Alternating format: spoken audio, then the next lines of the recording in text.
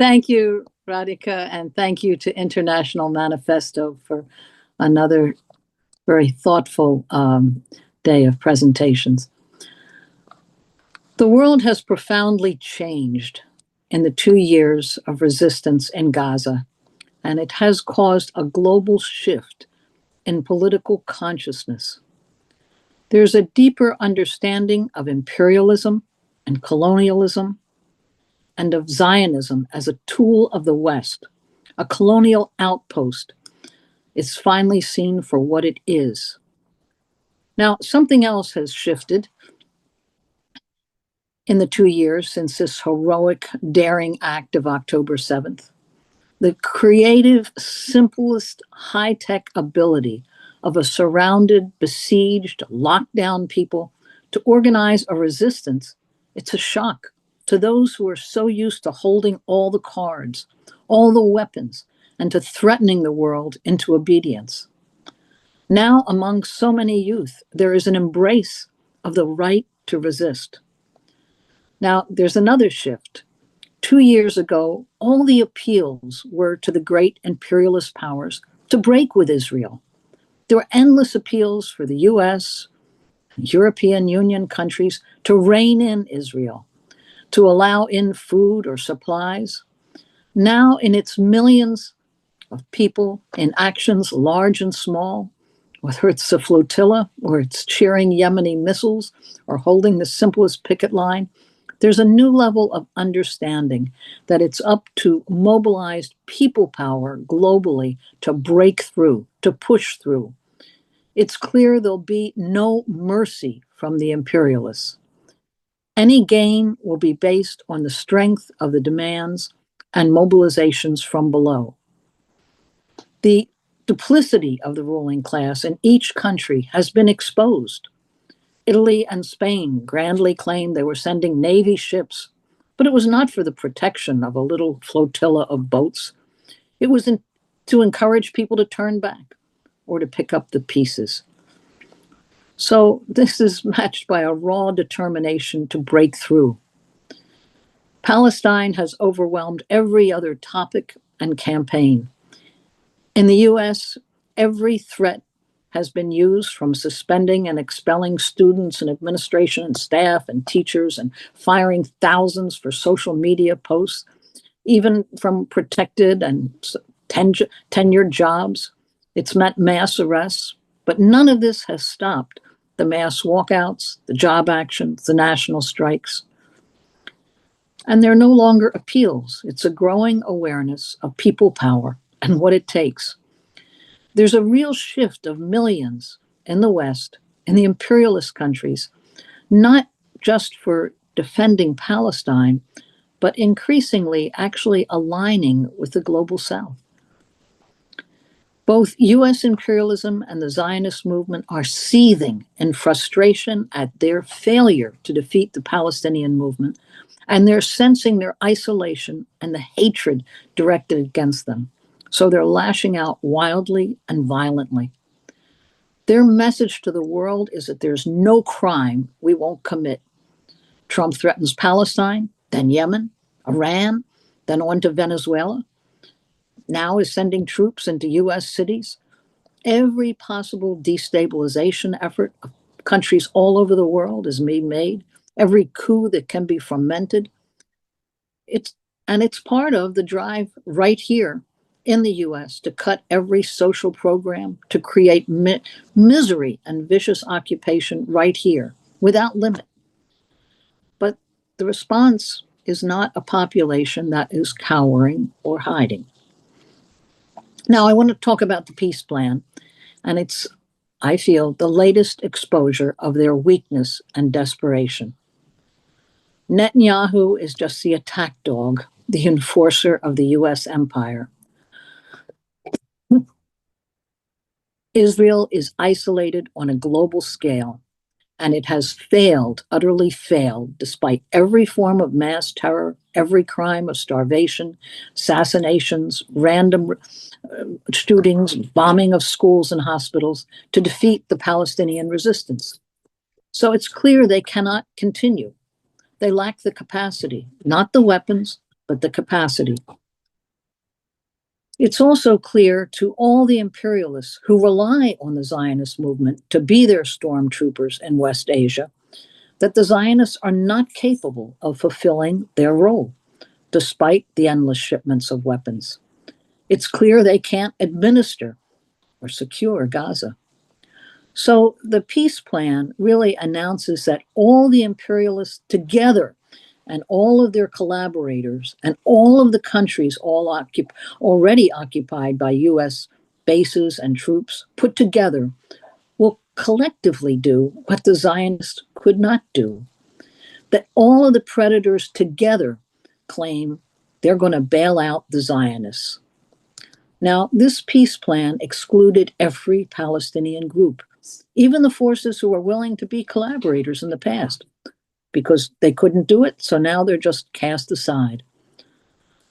Hamas and the whole Palestinian resistance was given 72 hours to totally surrender or face collective annihilation as a people. Hamas responded because they had to insert themselves into these horrific negotiations that had intentionally excluded them. We don't know what's ahead, but the world movement needs to first and foremost support any agreement that the Palestinian resistance groups make. Solidarity now is an obligation. No lecturing of the resistance where every leader, political, military, and diplomatic, has been hunted and assassinated using every high-tech form of weapons. Now, I want to jump from the peace plan to the global movement. We should take note of this general strike in Italy. It's something new, not seen in decades. It was a workers' strike, not on bread and butter issues, not against austerity and cutbacks, although that underlies a growing anger throughout Europe and here, the endless money for war. But this was a political strike. That's a qualitative change. The collective actions that we're seeing in Rome, in Milan, in Naples, and especially in Genoa, one of the largest ports in Europe, a multi-commodity port, a vital link in the trans-European transport network. So that's a big development, that political strike. The latest flotilla rode with the aspirations of millions to find a way to break through and give concrete aid. Now, these 50 small boats were stopped, and immediately another group of boats set sail from Turkey, and a large medical boat of doctors and health workers armed with medical supplies. And more flotillas are following, as is more struggle. There were breakthroughs in Germany where solidarity with Palestine, even mention of the word Palestine, is forbidden.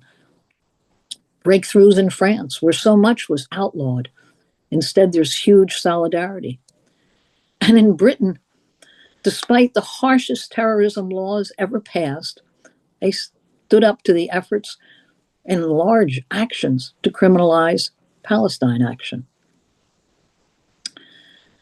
In the US, the Trump administration gathered every one of the more than 800 generals, admirals, all the top brass at the Quantico military base. And what was the message? What was the message? That there be deployment of troops in the streets of our cities and an escalating racist war against migrant workers. Here, there's a war on workers and labor unions, 200,000 government workers fired without any notice, hundreds of thousands more being robbed of their right to a union, millions losing access to health care, food assistance, housing, that can no longer afford even basic necessities. Right now, all federal government services are shut down over a budget impasse that wants to cut far more. But in all this, it's the inspiration of Palestine that has led millions of youth to risk arrests, expulsions, suspensions from schools, firing from jobs. Websites and social media has been monitored, censored, shut down. The streets of New York during UN week were an upheaval of nonstop demonstrations. that were infuriated that Netanyahu was welcomed while Palestinians were canceled. It really confirms the collapse of this 8-decade international body. It's just tossed aside, dismissed. There's an all-out effort by the ruling class to silence resistance and normalize a level of violence, destroy the international law and the United Nations bodies they created over generations, and aid Israel in the bombing of Palestinian negotiators, even in Qatar, a US proxy, largest military base, who paid billions in protection money and demands to the US. The Trump administration helped orchestrate the assassination bombings of top government officials in Iran, in Yemen, in Lebanon, to overturn the whole government in Syria. They're seeking to expand war in Ukraine while attacking Venezuela, promoting regime change. They're threatening Mexico, Panama, Colombia, and demanding that every government surrender. And it's not happening. They're imposing tariffs globally, and this is unraveling the US economy. And all of it breeds resistance. There are new connections among people who identify with each other's struggles. That is a real change. The Palestinian resistance has continued generation after generation. They've made it clear they cannot be wiped out or their demands for sovereignty ignored. And now the youth of the West chant not only free, free Palestine, but death, death to the IDF. So these 2 years have changed everything. Let's embrace this change, take risks, refuse to back down, because a new day is painfully emerging. Thank you. I'm Michael Hudson. I'm appearing here for the International Manifesto Group. If you like this video and ones like it, please subscribe. For more information, go to the address on the screen.